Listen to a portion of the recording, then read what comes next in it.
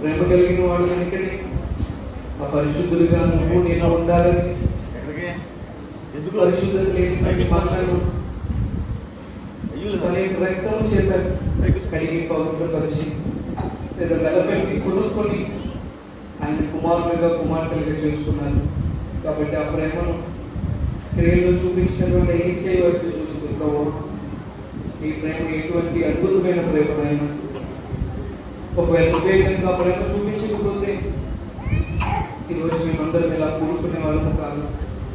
ఇటువంటి నిరీక్షణ మాకు లేని రోజుల్లో నిరీక్షణ కలిగించి ఇంత అద్భుతమైన సహవాసం ఇచ్చినందుకు నీకు వందనాలైనా అని చెప్పి ప్రతి ఒక్కరూ స్వరాలు పెట్టి ప్రభువును స్తుతించే భవిష్యమైనటువంటి ఈ రొట్టెలు ద్రాక్షరసాన్ని దైవజనులు మనకి ఇస్తూ ఉండగా వాటి భయభక్తులతో మనం పూజించాల్సిన బాధ్యత మనందరి మీద ఉంది. అదే సమయంలో గడిచిన రోజులన్నింటిలో తెలుసో తెలియకు చేసిన అపరాధములన్నింటి నిమిత్తము నువ్వు ఒప్పుకొని విడిచిపెడితేనే ఆ బల్లను మనం సమీపించాలి. లేకపోతే వాక్యం సెలవిస్తూ ఉంది, ఈ పాత్రలు కానీ ఈ రొట్టెలు కానీ ఎవరైనా అయోగ్యులుగా ఉంది కనుక తీసుకుంటే అది మనకి ఎంతో శాపకరము. కొన్ని సందర్భాల్లో నిద్రించిన వారిగా కూడా ఉన్నారు. కాబట్టి ఆయన ఒక వాక్యాన్ని వాగ్దానాలను మనము సరైన రీతిలో తీసుకొని అందుకు సిద్ధపడినట్లయితే దేవుడు మనల్ని ఆశీర్వదిస్తాడు. ఆయన రాకడి వరకు మనందరినీ కూడా సిద్ధపరుస్తారు అని మరొకసారి తెలియజేస్తున్నాను. నాతో కలిసి ఆయన ప్రేమను వర్ణిస్తూ ఒక పల్లెకు ఒక చరణం పాడుతూ బలను సమీపిద్దాం. ప్రేమ యేసుని ప్రేమ ఇది ఎవ్వరు కొలువలేనిది, నిజము దీనిని నమ్ము, ఇది భూమి అందించలేనిది. ప్రేమ యేసుని అది ఎవ్వరు కొలువలేనిది, నిజము దీనిని నమ్ము, ఇది భూమి అందించలేనిది. ఎన్నాడెన్నడు మారనిది నా యేసుని దివ్య ప్రేమ, ఎన్నాడెన్నడు వీడనిది నా యేసుని నిత్య ప్రేమ. ప్రేమ యేసుని ప్రేమ అది ఎవ్వరు కొలువలేనిది, నిజము దీనిని నమ్ము, ఇది భూమి అందించలేనిది. తల్లి తండ్రుల ప్రేమ నీడవలే గ్రహించును, కన్నా బిడ్డల ప్రేమ కలలా కరిగిపోవును. ప్రేమ యేసుని ప్రేమ అది ఎవ్వరు కొలువలేనిది, నిజము దీనిని నమ్ము, ఇది భూమి అందించలేనిది. ప్రేమ యేసుని ప్రేమ అది ఎవ్వరు కొలువలేదు. కల్వరి ప్రేమ కడవరకు ఆదరించును, ధరణిలోని ప్రేమలన్నీయు తాము కరిగిపోవును. క్రీస్తు యేసు కల్వరి ప్రేమ కడవరకు ఆదరించును. ప్రేమ యేసుని ప్రేమ అది ఎవ్వరు కొలువలేనిది, నిజము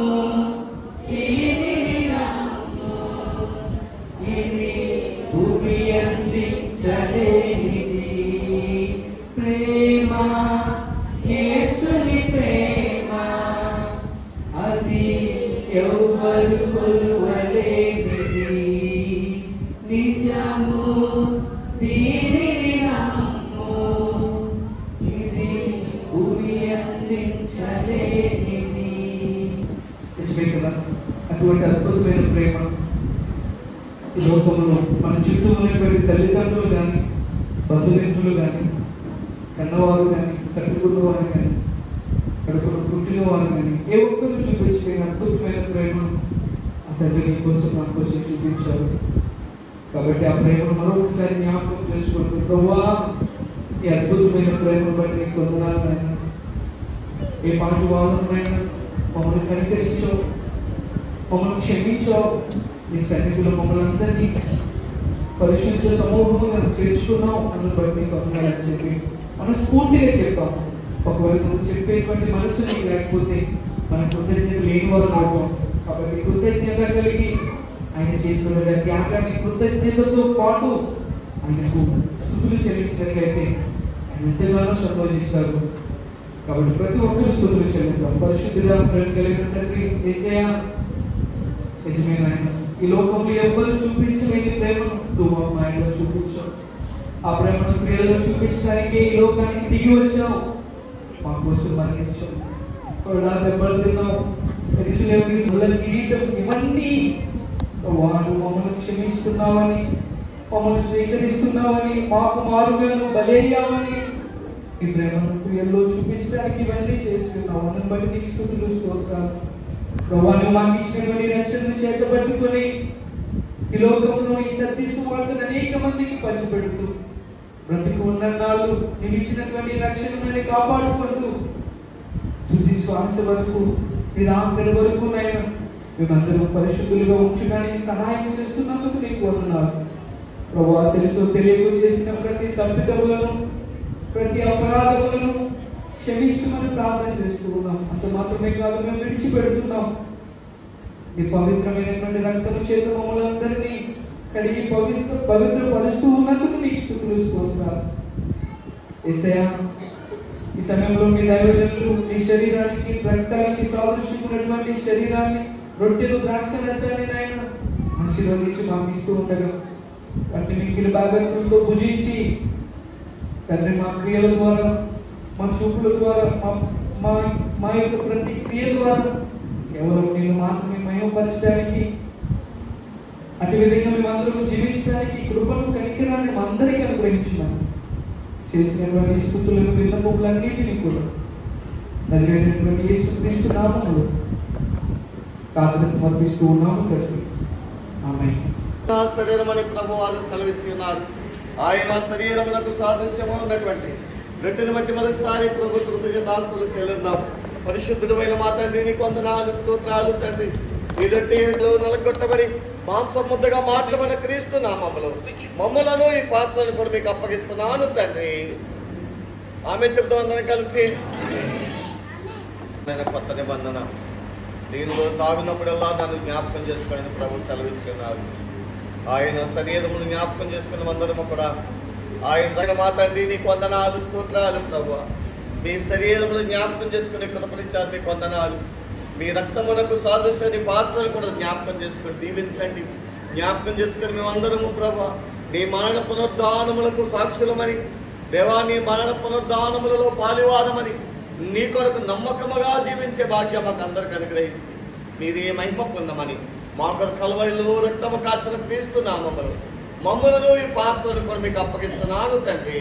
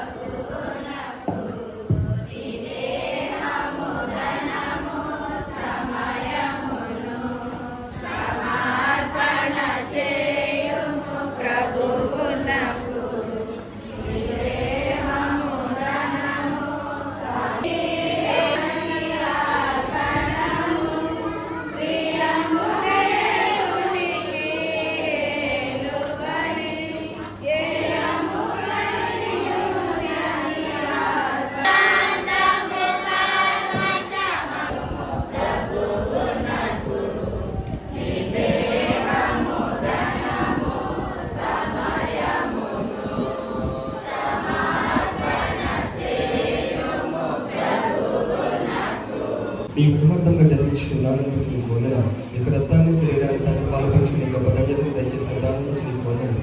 ఇంకా దొరసమైన వారందరినీ సమీపస్తులుగా చేసి ఆ నిత్యపరలోక రాజ్యానికి చేర్చమని నా ప్రభువు యేసుక్రీస్తు శ్రేష్ఠమైన నామములో ప్రార్థించి వేడుకొనుము ప్రభు తండ్రి. ఆమేన్. చివరి చదువుకున్నామండి. కొండల తట్టు నాకు నీ పాతను త్రుట్టినేయుడు నిన్ను కాపాడేవాడు కొనుకోడు.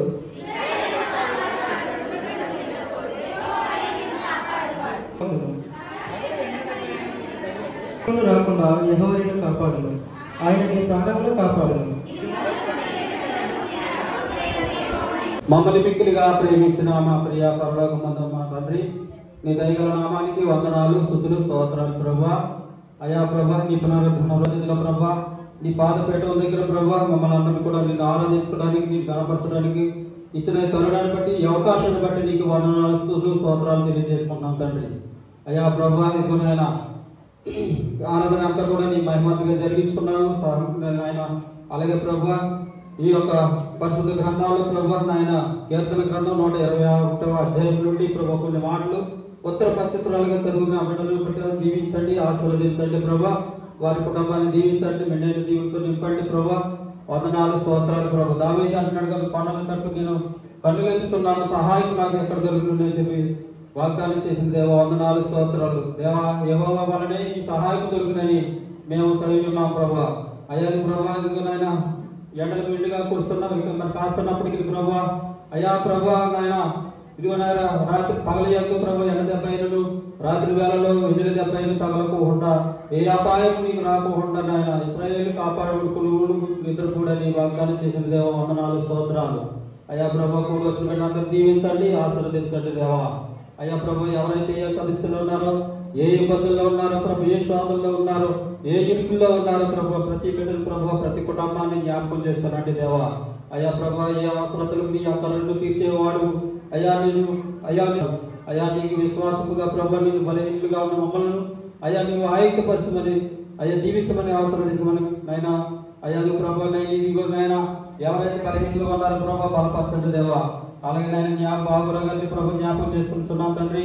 అయ్యా బలహీనుడిగా ఉన్న మరి ప్రభా నాయన బిడ్డకు ప్రభా మరి ఆపరేషన్ చేయడానికి నాయన కృపనిచ్చావు ప్రభా. మా ప్రభును నీ ప్రియకుమారుడు యేసుక్రీస్తు శ్రేష్ఠమైన నామములో అడిగి వేడుకుంటున్నాం మా ప్రభు తండ్రి.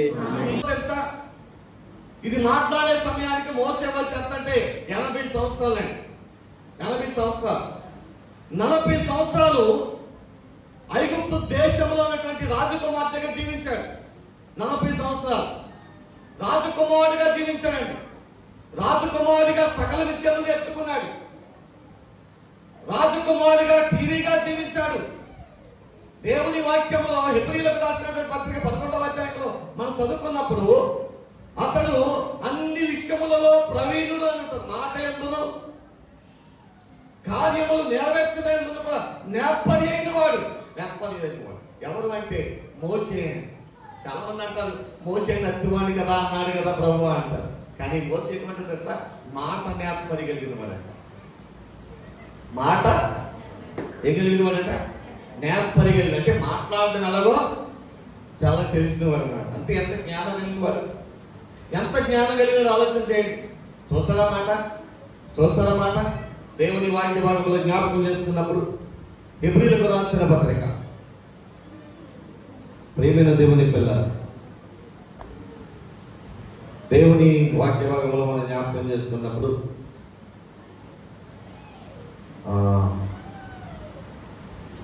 మాట నేర్పరిగలిగిన వాడు దేవుని యొక్క సన్నిధిలో మనం జ్ఞాపకం చేసుకున్నాం. చక్కటి మాట అండి. పరిశుద్ధ గ్రంథంలో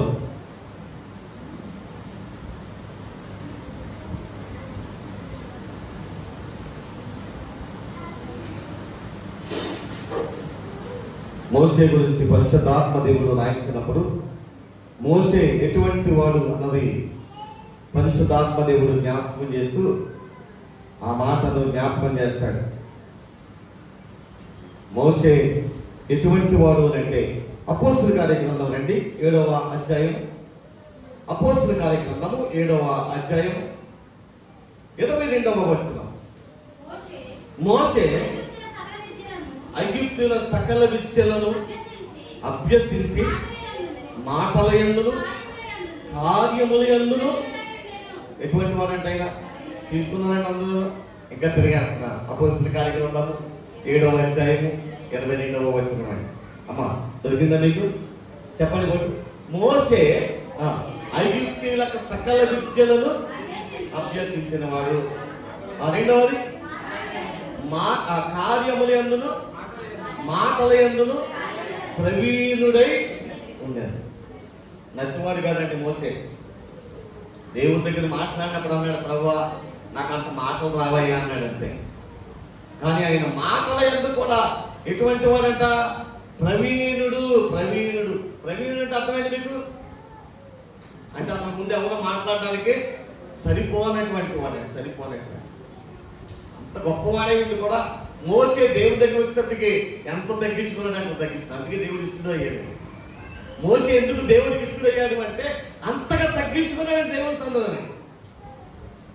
నన్నైతే కొంచెం ఇస్తే చాలు ఎక్కడాకనే ఎగిరిపోతాను, ఎక్కడికైనా ఎగిరిపోతాను. ప్రేమైన దేవుడి పిల్ల. కానీ మోసే అటువంటి వాడు కాదు. మోసే ఎటువంటి వాడు అంటే తగ్గింపు స్వభావం కలిగిన వాడు, తగ్గింపు స్వభావం కలిగిన వాడు. అందుకనే అతడు దేవుని యొక్క సన్నిధిలో తను తాను తగ్గించుకున్నాడు. కాబట్టి 40 సంవత్సరములు ఐగుప్తు యొక్క ఆ సకల విద్యలు నేర్చుకున్నవాడు. 40 సంవత్సరాలు జీవించాడండి ఆ రాజకుమార్తె దగ్గర. ప్రేమైన దేవుని పిల్ల.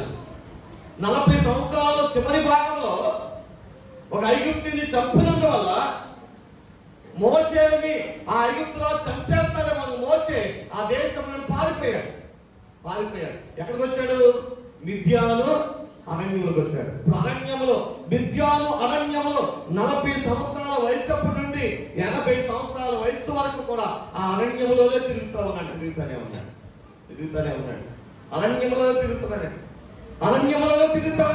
ప్రేమిల దేవుని పిల్లరా, 40 సంవత్సరాల నుంచి 80 సంవత్సరాల వరకు ఆ అరణ్యంలో తిరుగుతున్నటువంటి మోషే జీవితంలో ప్రతిరోజు ఏంటంటే గుడ్లు తోలికెళ్తాం, అటు మేపడం, తోలికి రావడం, కట్టేయడం, మందలు పెట్టడం. ఇదే తోటి రోజుతోటి అదే. ఇలాగ ఎన్ని సంవత్సరాలు అంటే 40 సంవత్సరాలు జీవించాడండి. 40 సంవత్సరాలు. అది 40, ఇది 40. ఎంత అమ్మా? 80 సంవత్సరాలు. ఇప్పుడు మోసే వయసు అంతప్పుడు 80 సంవత్సరాల వయసులో ప్రేమిల దేవుని పిల్లరా అప్పుడు దాకా ఉన్నటువంటి అరణ్యంలో నుండి మోసే ఎక్కడ బయలుదేరాడు అని అంటే అక్కడ రాయబడింది. నిర్గమాకాండ 3వ అధ్యాయం మనం చదువుకున్నప్పుడు మొదటి వచనం రాయబడింది. ఏమని రాయబడింది తెలుసా? చూడండి ఏమని రాయబడిందో.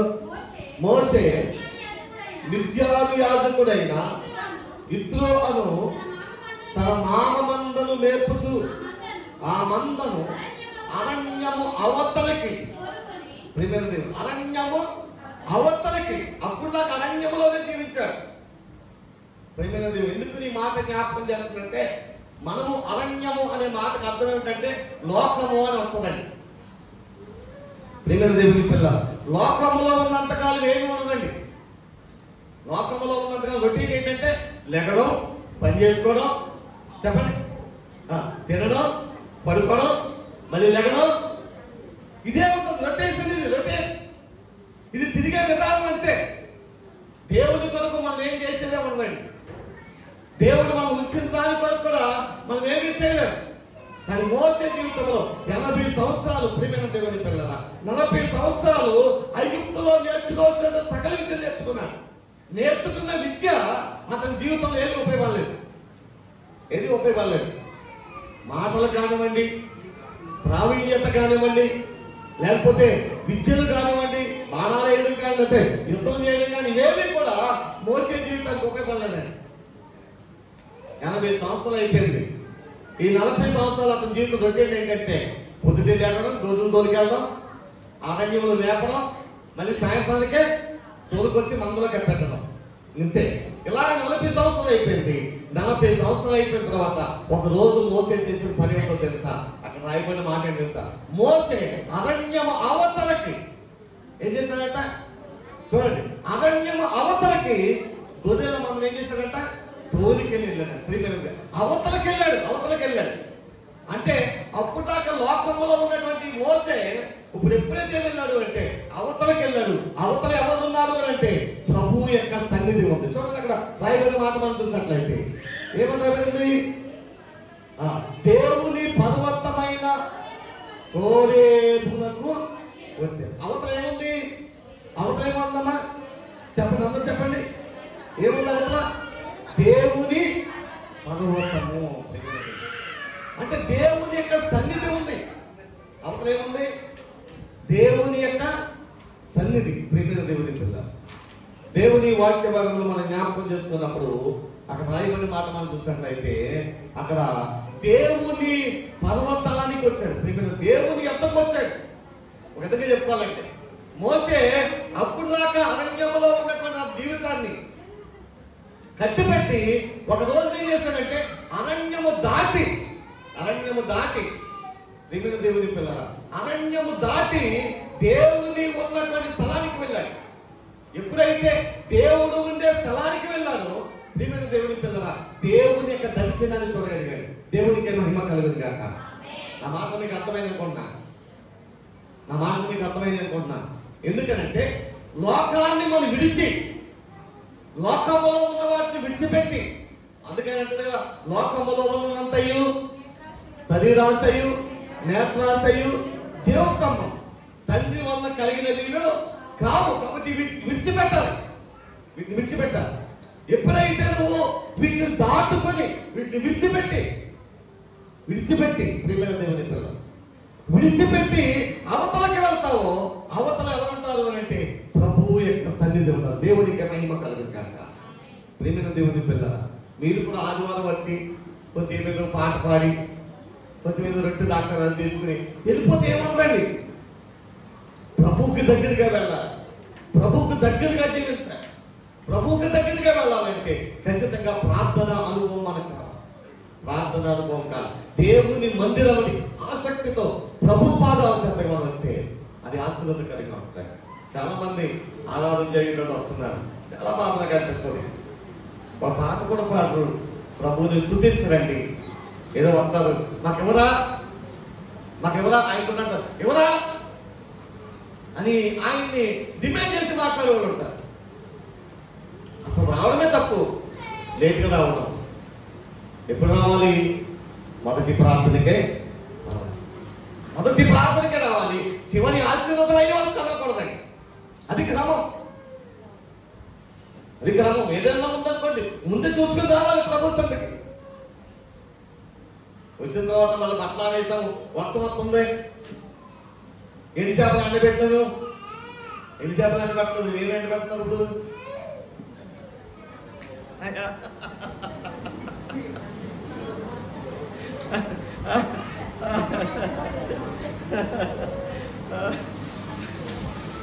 ఆలోచనలో మనకు ఉండకూడదండి. ఆలోచన రాకూడదండి. ప్రభు సన్నిధికి వచ్చిన తర్వాత ఖచ్చితంగా మన మనస్సు మన శరీరం అంతా ఎక్కడ ఉండాలి? ప్రభువు దగ్గరే ఉండాలి. అది ఆశీర్వాదమే, అది దీవెన. అందుకే నేను ఇందాక అన్నాను, తల్లిదండ్రులు కూడా అందుకనే అన్నాను, గాడిదలాగా విడిచిపెట్టేస్తారు పిల్లల్ని, గాడిదలా తిరుగుతున్నారు అని. నాకు చాలా కోపం వచ్చింది. ఇద్దరు పిల్లలు కొట్టేద్దాం అనుకున్నాను ఇందాక. నేను ఆరాధన జరుగుతూ ఉంటే లెగ్స్ వెళ్ళిపోయారు బయటికి. చాలా కోపం వచ్చింది. లెగ్స్ వచ్చేటప్పటికి వాళ్ళు వెళ్తున్నారు. ఎందుకు వెళ్ళాలి? అప్పుడే కదా అరగంట కదా అయింది వచ్చి. ఎప్పుడు ఎవరు వస్తున్నారు? ఎంత టైం అవుతుందో కొట్టు వస్తున్నాను.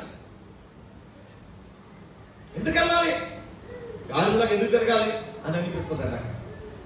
వచ్చాము ప్రభు పాదాలు పట్టుకుని, ప్రభువా నాతో మాట్లాడయ్యా, నీ మాట నా హృదయంలో నింపయ్యా, నా మేళ కట్టుకునే బాధ్యత నాకు దయచేయి ప్రభువా, నువ్వు నాతో ఉండు ప్రభు, నా కుటుంబంతో ఉండు ప్రభు అని ప్రార్థన చేసుకోవాలి.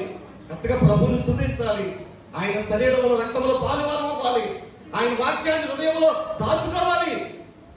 మన శరీరానికి ఆహారము ఎంత అవసరమో మన ఆత్మీయ జీవితము కూడా ప్రభువుని చేరుకోవాలంటే దేవుని వాక్యము కూడా అంతే అవసరం. అంతకంటే ఎక్కువ అవసరమండి, అంతకంటే ఎక్కువ అవసరం. ప్రేమైన దేవుని పిల్లరా, వీటిని దాటుకొని వెళ్తేనే, ఈ రొటీన్ గా జరిగేటువంటి వాటిని దాటుకొని మనం ప్రభువుని దగ్గరికి వెళ్ళాలి.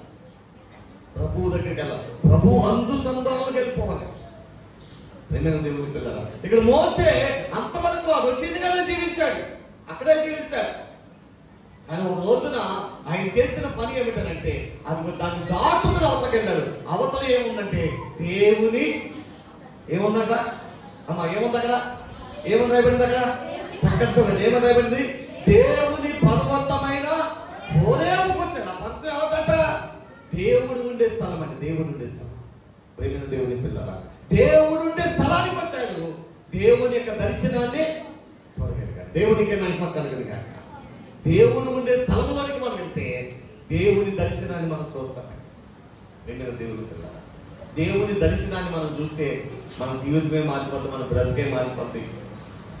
చరిత్రలో నిలిచిపోయేటువంటి జీవితాన్ని దేవుడు మనకు ఇస్తాడు. మన కుటుంబాన్ని ఆశీర్వదిస్తాడు. మన పిల్లలు దీవించబడతారు. ప్రేమైన దేవుని పిల్ల, ఈ రొటీన్గా జరిగేటువంటి వాటిని విడిచిపెట్టాలి. ఇవన్నీ కూడా కామన్ థింగ్, ఎప్పుడు జరుగుతూ ఉంటాయి. ఇవన్నీ కూడా ఆరాధన కానివ్వండి, ఆటపాటలు కానివ్వండి, ఇవన్నిటికంటే ప్రభువుకి నేను దగ్గరగా వెళ్ళాలి. దేవుని యొక్క వాక్యము నాలో నాటపడాలి. దేవుని యొక్క వాక్యము ద్వారా నేను పట్టబడి ప్రభువుకి దగ్గరగా జీవించాలంటే ఆ కృష్ణ, ఆ ఆశ మన జీవితాల్లో ఉండాలి. ఆశ లేకపోతే మనం ఏమీ చేయలేం. ప్రేమైన దేవుని దాని వల్ల ఏమీ లేదు. ఉంటావు బ్రతుకున్నంతకాలం ఏదో కష్టపడతావు దేవుడు ఇచ్చిన ఆరోగ్యాన్ని బట్టి. ఆయన కూడా ఏమనుకుంటుంటే కష్టపడుతుంది కదా, కష్టపడి ఆయన వదిలేస్తాడంతే. అది పెద్ద లెక్క కాదు. అలా జీవించినంతకాలం జీవిస్తాము, ఆ తర్వాత చనిపోతాం. ఎక్కడికి వెళ్తామండి? ఆయన అన్నాడు కదా, మీరు ఎవరో నేను ఎదుగను పండి. నువ్వు పాట పాడవచ్చు. ఇప్పుడు పాట పాడవచ్చు, ఎన్నో కార్యక్రమాలు చేయొచ్చు. ఒకవేళ నేనైనా వాక్యం చెప్పచ్చు. ఒకవేళ నేను కూడా ప్రభుకి దగ్గరగా లేదనుకోండి, ప్రభు ఏమంటాడు తెలుసా? నన్ను ఎనకుండా చేసావు అంటానంటాడు. ఎనకుండా చేయడం లేదా? బైబిల్లోనూ చూపించమంటారా? చూడండి, 1 సమూయేలు గ్రంథం. ప్రేమైన దేవుని పిల్ల, దేవుని వాక్యంలో మనం జ్ఞాపకం చేసుకున్నప్పుడు 1 సమూయేలు గ్రంథం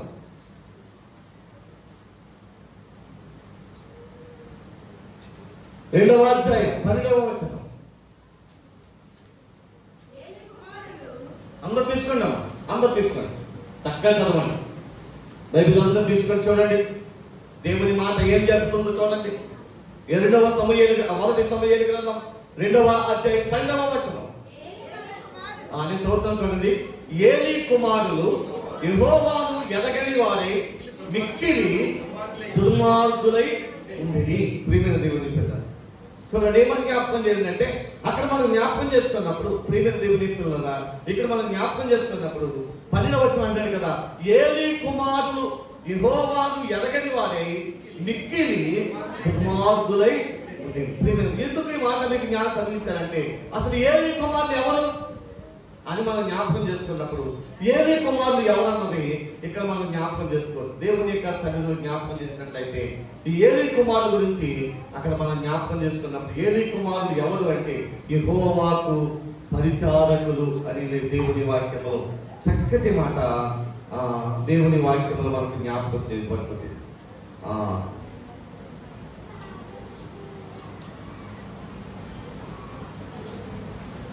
చక్కటి మాట అండి. దేవుని వాక్యంలో మనం చూసినట్లయితే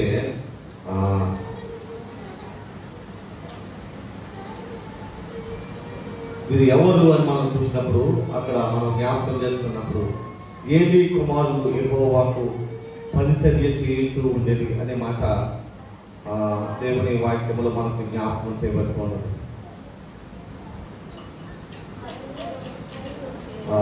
చక్కటి మాట మనం చూసినట్లయితే 1-2 వచనాల్లోనే ఆ మాట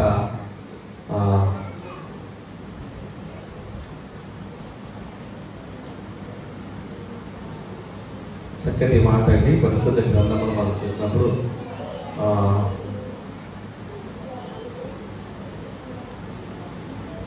అమ్మా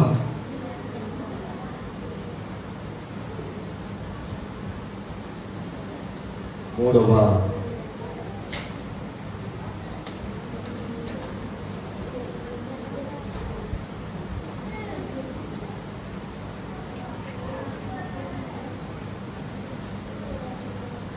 దేవుని వాక్యంలో మనం జ్ఞాపకం చేస్తున్నప్పుడు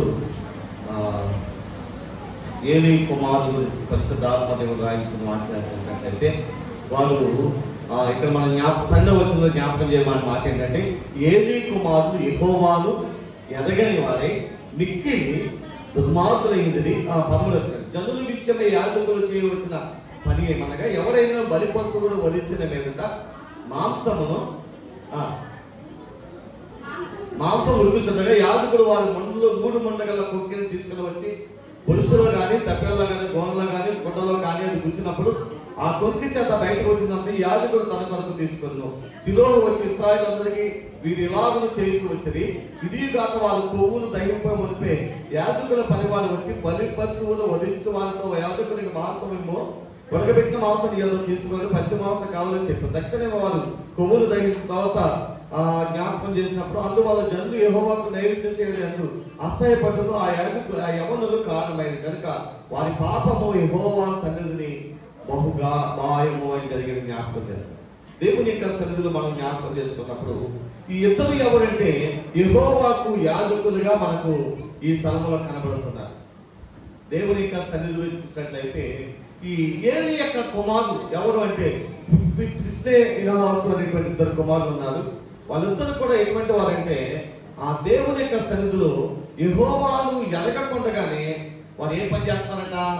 యాజకులుగా ఉన్నారు. ప్రియమైన దేవుని పిల్లలు, అందుకని ఇక్కడ మనం జ్ఞాపకం చేసుకున్నప్పుడు 12వ వచనం కదా, ఏలి కుమారులు యెహోవాను ఎరగని వారై మిక్కిలి దుర్మార్గులైంది అంటారు. అంటే ఎరగకుండా దేవుని యొక్క సన్నిధిలో వారు తెలియకుండానే వారు ఏం చేస్తారంటే దేవుని సన్నిధిలో పరిచర్య చేస్తున్నారు. ప్రియమైన దేవుని పిల్లలు, ఈ రోజుల్లో కూడా చాలా మంది యెహోవా తెలియకుండానే దేవుని యొక్క ప్రేమ తెలియకుండానే పరిచర్య చేసే వాళ్ళు చాలా మంది ఉంటారు. వీళ్ళెవరు కూడా ప్రియమైన దేవునికి ఇష్టలుగా ఉండలేకపోవచ్చు. అందుకనే మనం దేవునికి ఇష్టలుగా ఉండి పరిచర్య చేయాలంటే దేవుణ్ణి ఎరిగిన వారిగా ఉండాలి, దేవునికి దగ్గరగా ఉన్నటువంటి వారిగా ఉండాలి. దేవుని వాక్యంలో మనం చూసినప్పుడు మోషే లోక సంబంధమైన వాటిని విడిచిపెట్టి దేవుని దగ్గరికంతా వెళ్ళాడు, దేవుని పర్వతానికి వెళ్ళాడు, దేవుని దగ్గరికి వెళ్ళాడు, దేవుని ప్రత్యక్షతను చూశాడు, దేవునితో కలిసి పరిచర్యలో ముందుకు వెళ్ళాడు. ప్రియమైన దేవుని పిల్ల, కాబట్టి దేవుడు మోషేని గొప్ప నాయకుడిగా చేశాడు, ఉన్నతమైన వ్యక్తిగా దీవించబడ్డాడు. ప్రియమైన దేవుని పిల్ల, కాబట్టి మనము కూడా ఖచ్చితంగా దేవుణ్ణి ఎరిగినటువంటి వారిగా ఉండి దేవుని పని చేయాలి. అది మనకు మన కుటుంబాలకు ఆశీర్వాదకరమని దేవుని మాటను బట్టి మేము జ్ఞాపకం చేస్తున్నాం. నిన్న దేవుని పిల్ల,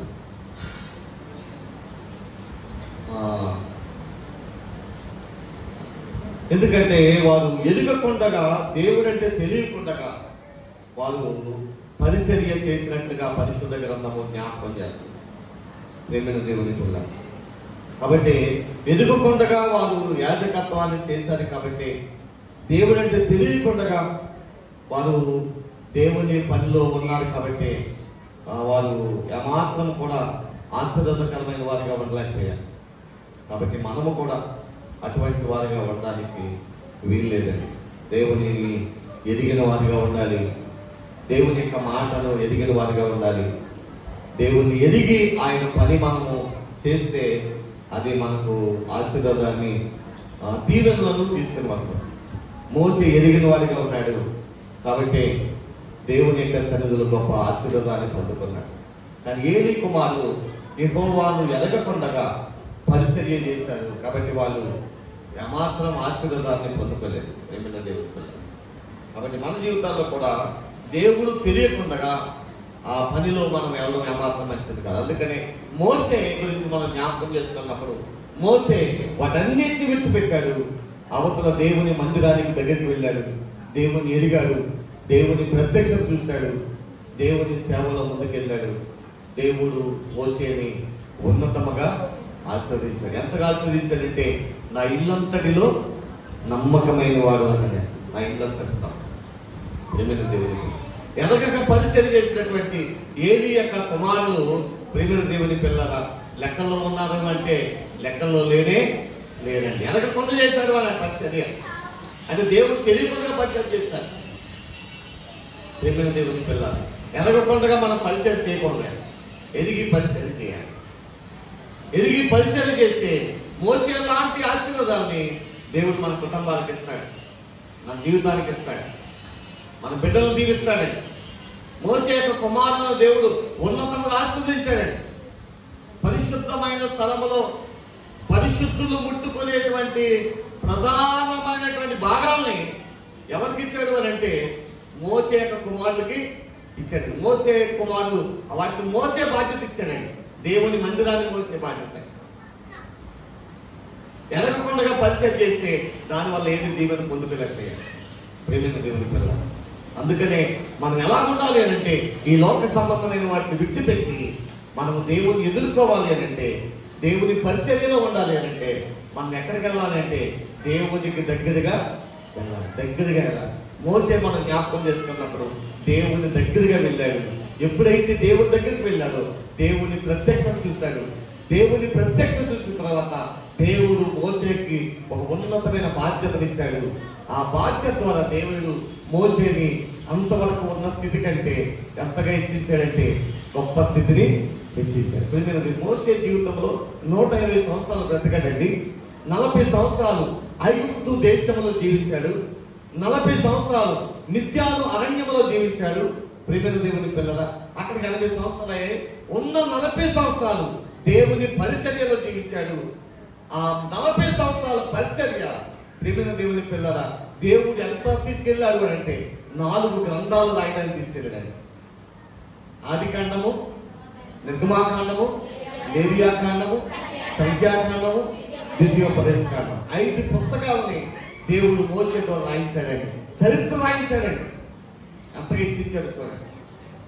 ఎందుకు అంటే ఎప్పుడైతే మోసే వాటిని విడిచిపెట్టి అవతలకి వెళ్ళాడో అంత గొప్ప ఆశీర్వాదాన్ని పొందుకున్నాడు. నీలా జీవితంలో కూడా అంత ఆశీర్వాదాలు మనం పొందుకోవాలంటే ప్రియమైన దేవుని పిల్లల ఈ శరీరాశలు, లోకాశలను వీటన్నిటిని విడిచిపెట్టి ప్రభువుకి దగ్గరగా వెళ్ళాలి. ప్రభువు దగ్గరగా వెళ్ళాలంటే దేవుని వాక్యములో దినదినము మనం ప్రభువులో సాగిపోవాలి. అటువంటి కృపను పరిశుద్ధాత్మ దేవుడు మనందరికీ అనుగ్రహించాలని ఈ చిన్న మాట ద్వారా జ్ఞాపకం చేస్తూ ఈ నా మాటను ముగిస్తూ ఉన్నాను. దేవుడైనటువంటి గొప్ప భాగ్యాన్ని ప్రభు మనందరికీ అనుగ్రహించి నడిపించునుగాక. ఆమేన్.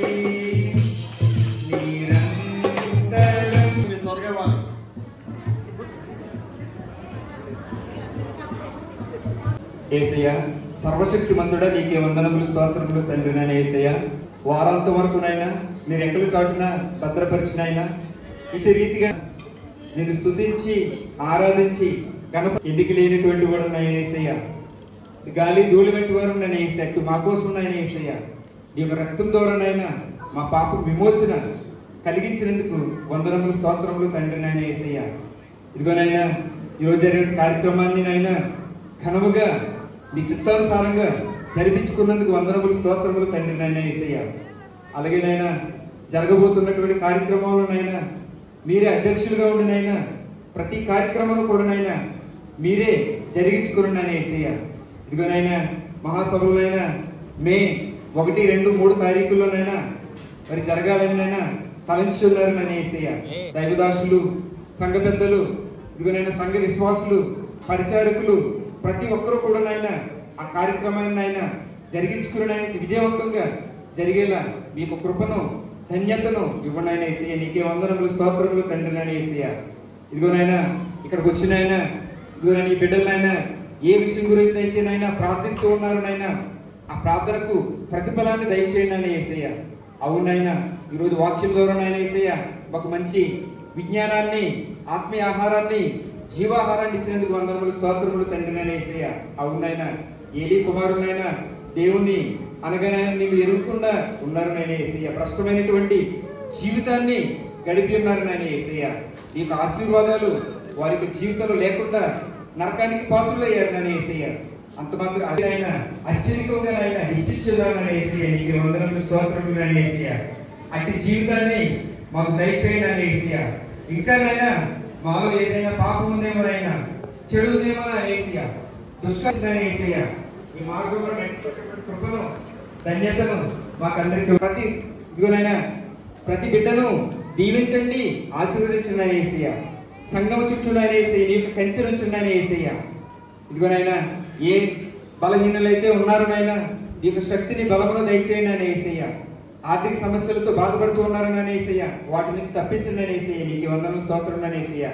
ప్రతిరోజు నాయన దైవజనుడు సంఘం గురించి నాయన యేసయ్య, సంఘ బిడ్డల గురించి, కుటుంబాల గురించి ప్రార్థిస్తూ ఉండగా నాయన యేసయ్య అద్భుత కార్యములు మరి దైవదాసుల ద్వారా జరిగించండి నాయన యేసయ్య. నీకే వందనములు స్తోత్రములు తండ్రి నాయన యేసయ్య.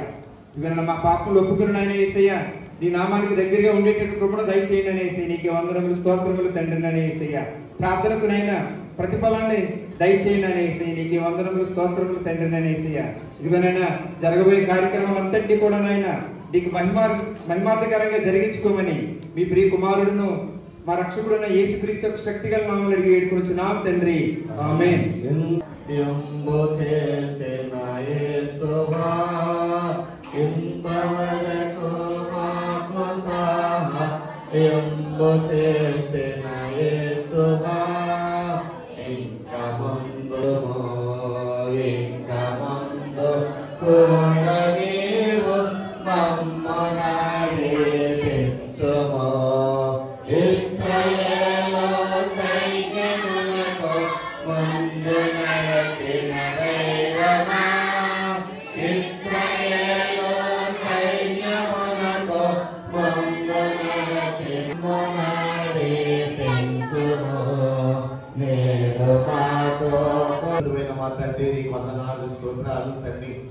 ఈ కార్యక్రమం అంతా ప్రభావిడలు ప్రార్థించి ప్రారంభించలేదుగా దేవుని కర్మగా ఆశీర్వదకరముగా జరిగించాలి. మీకు వందనాలు. ఆరాధనంతటిలో మీ సన్నిధి మాకు తోడుగా ఉంచావు తండ్రి. నీకు స్తోత్రాలు తండ్రి. వాక్య ధ్యానములో కూడా మీరు మీ ఆత్మ ద్వారా మాతో నష్టముగా మాట్లాడారు తండ్రి. నీకు వందనాలు. అవును ప్రభువా, మేము ప్రభువా ఈ లోకాన్ని విడిచిపెట్టి ప్రభువా నిన్ను ఎదుర్కొంటేనే ప్రభువా నీ దర్శనాన్ని మేము చూడగలుగుతామని ప్రభువా నీలో అంటుకట్టబడతామని నీ వాక్యము సెలవిస్తున్నాము తండ్రి. నీకు వందనాలు, స్తోత్రాలు దేవ. ఇంకా మేము ఎక్కడ తిరుగుతున్నామో ప్రభువా, లోకమనే పాపములో తిరుగుతున్నామో, లోకమనే అంధకారంలో తిరుగుతున్నామో, లోకమనే ఆశల్లో తిరుగుతున్నామో ప్రభువా వాటిని విడిచిపెట్టి ప్రభువా నీ వైపు చూడడానికి చేరి చూడడానికి సహాయం చేయండి. ఎవరి కృపలో బలపరచండి ప్రభువా. ఎన్న ప్రతి మాట మన దేవుని మన పిల్లలు ముద్రింప చేయండి. 100 ఆశీర్వాదాలు వారికి దయచేయండి తండ్రి. మంచి జ్ఞానం ఎంతమంది వ్యక్తుల వల్ల 100 ఫలాలు రావడానికి సహాయం చేయండి. బలహీనంగా ఉన్నటువంటి బిడ్డలను జ్ఞాపకం చేసుకోండి ప్రభువా. అయా బాబుల గారిని జ్ఞాపకం చేసుకోండి, పరివేషని జ్ఞాపకం చేసుకోండి తండ్రి. అయా బిడ్డలను దీవించండి, ఆశీర్వదించండి. మంచి ఆరోగ్యము దయచేయండి ప్రభు. నీకు వందనాలు స్తోత్రాలు. 1, 2, 3 తారీఖులు జరుగుతున్న మహాసభను జ్ఞాపకం చేసుకోండి తండ్రి. వీళ్ళంతగానో ప్రేమించి ప్రభు మొదటి దినము చక్కటి భోజన వసతి ఏర్పాటు చేయడానికి ఇష్టపడినటువంటి గోపి వారి కుటుంబాన్ని బట్టి ప్రభు, అలాగే ప్రభు నాని వారి కుటుంబాన్ని బట్టి, గద్దల అబ్బులు గారి వారి కుటుంబాన్ని బట్టి కూడా నేను స్పందిస్తున్నాను తండ్రి. అయా కుటుంబాలు ప్రభు సంఘమంతటి కూడా చక్కటి సహవాస విధులు ఏర్పాటు చేస్తూ ఉండగా దీవించండి, ఆస్వాదించండి, ఘనమైన కార్యములు జరిగించండి. 2వ రోజు 3వ రోజు కూడా జ్ఞాపకం చేసుకోండి ప్రభు. ఆయా రీతిగా సహకరిస్తున్న బిడ్డలు కూడా దీవించండి, ఆస్వాదించండి. వారికి ఉన్న ప్రతి అవసరం నీ నామములో తీర్చండి తండ్రి. అయ్యా నీ ఘనమైన కార్యములు జరిగించండి. నీ రాశులు ప్రయాణ విషయములు ప్రతి విషయములు కూడా మీరు సహకారం అందించండి ప్రభు. అలాగే ప్రభు జోసెఫ్ గారిని బట్టి, బావగారిని బట్టి, వారి కుటుంబాన్ని బట్టి కూడా నీకు వందనాలు స్తోత్రాలు తండ్రి. వారు చేసిన ఘనమైన కార్యములు బట్టి నిన్ను స్తుతిస్తున్నాము తండ్రి. రావాల్సిన 300 ఆశీర్వాదాలు వారించి మీ కృపలో కార్యములు జరిగించండి ప్రభు. మీకే వందనాలు స్తోత్రాలు చెల్లిస్తున్నాము తండ్రి. ఇంతవరకు మీరు మాతో ఉన్నందుకు వందనాలు. తిరిగి మా ప్రయాణాలు మా కుటుంబానికి వెళుతూ ఉండగా మీ సన్నిధి మాకు తోడుగా ఉంచండి. జరగబోతున్న ప్రతి కార్యక్రమాలన్నీ కూడా ప్రభు నీకు మహిమార్థముగా, అనేక మంది బిడ్డలకు దీవెన కలుగుగా, అనేక మంది యవనస్తుల రక్షణ కొరకు ప్రభు ఈ కార్యక్రమాలు జరుగులాగున మీ ఆశ్చర్యమైనటువంటి కార్యములు జరిగించమని, మీరే ఘనత మహిమ ప్రభావాలు పొందమని మా ప్రభువును మా రక్షకుడైన యేసుక్రీస్తు వారి యొక్క ఘనమైన నామములో ప్రార్థించి స్తుతించి మీకు అప్పగిస్తున్నాము తండ్రి. ఆమేన్. తండ్రి అయిన దేవుని ప్రేమ, కుమారుని యేసుక్రీస్తు వారి కృప, పరిశుద్ధాత్మని యొక్క సన్నిధి చేరిన మనందరికీ ఇదిగో ఇదిలాంటి చక్కటి రసనాయాలు పాటు చేసి బిడ్డలకు ఇదిగో సమాధానంతో పంపిస్తున్న కుటుంబానికి చేరిన మనందరికీ ఆయా రీతిగా కార్యక్రమాల్లో పాల్పంచుకుంటున్న వారందరికీ ఇప్పుడు ప్రభుత్వ పర్యంత వరకు ఆయన సన్నిధి సదా తోడై ఉంది, ఆశీర్వదించి అభివృద్ధి పరిచి విస్తరింపచేయునుగాక. అందరికీ వందనాలండి.